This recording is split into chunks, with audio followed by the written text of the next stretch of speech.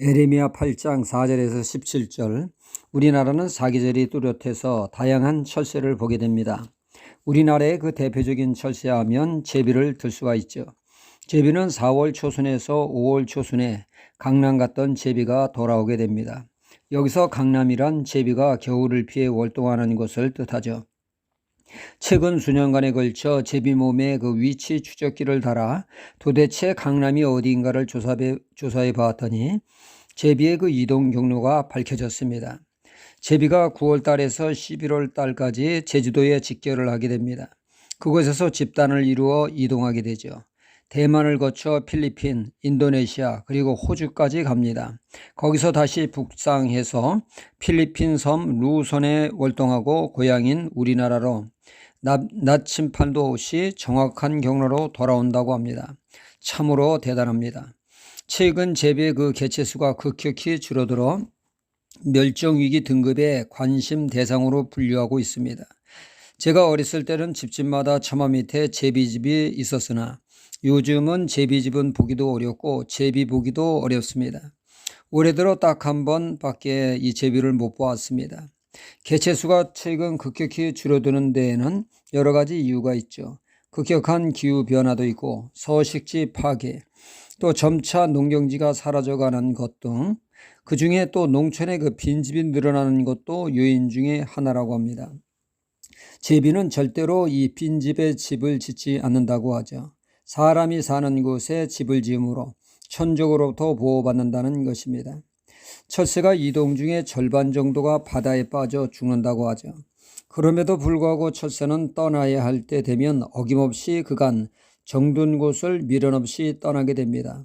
떠나야 할 때 떠나지 않고 머뭇거리다가는 추위에 얼어 죽는 불상사를 맞이하게 됩니다. 고로 철새는 자신이 떠나야 할 때를 알고 떠나게 됩니다.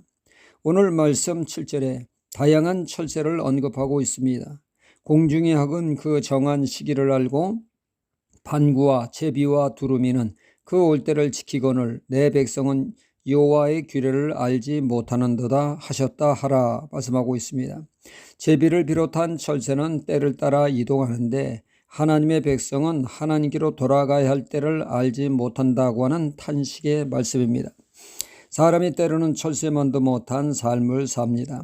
하나님의 백성이 살기 위해서는 하나님의 떠난 삶에서 이제는 돌이켜 하나님의 품으로 돌아가야 할 때라는 것이죠.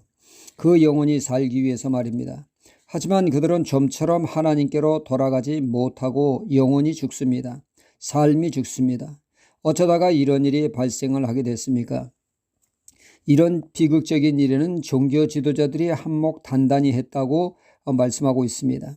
10절 하반절과 11절에 선지자로부터 제사장까지 다 거짓을 행하므라. 그들이 딸 내 백성의 상처를 심상히 고쳐주며 말하기를 평강하다 평강하다 하나 평강이 없도다. 상당수 종교 지도자들의 메시지가 하나님께 돌아가는 것을 막고 있었던 것입니다. 그들의 메시지는 위로와 소망, 축복이 넘치는 말씀입니다. 사람들이 듣기 원하는 말씀만 딱딱 골라 하게 됩니다. 하나님의 백성으로부터 지지와 인정과 존경을 받습니다. 하나님의 백성들은 이 말씀에 탐닉하여 회개가 없습니다. 하나님께로 돌아가지 않습니다. 하나님이 제외된 그들만의 축제를 즐기고 있습니다. 반면에 하나님의 엄중한 말씀을 전하는 참선지자 에레미야의 말씀에는 철저히 길을 막습니다.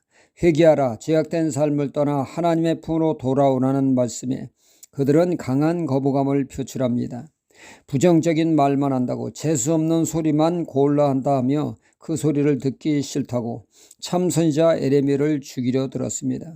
들어야 될 하나님의 음성을 듣고 찔림을 받아 회개함으로 하나님께로 돌아올 수 있는데 그들은 그들이 원하는 달콤한 말씀에 심취하여 그때를 놓치게 된 것입니다.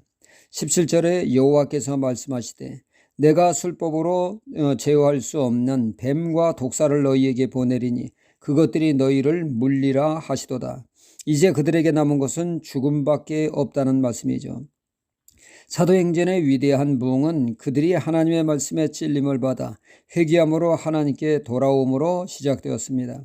우리 영혼이 소생케 되면 찔림이 있는 하나님의 음성을 열린 마음으로 받아들여야 합니다. 죄를 지적하며 죄를 떠나게 하는 찔림의 말씀에 귀를 막으면 그 영혼은 하나님께로 돌아가지 못하고 죽게 되어집니다. 찔림의 하나님의 말씀에 열린 마음으로 받아들임으로 인해 영혼이 소생케 되는 역사가 있어야겠습니다. 할렐루야.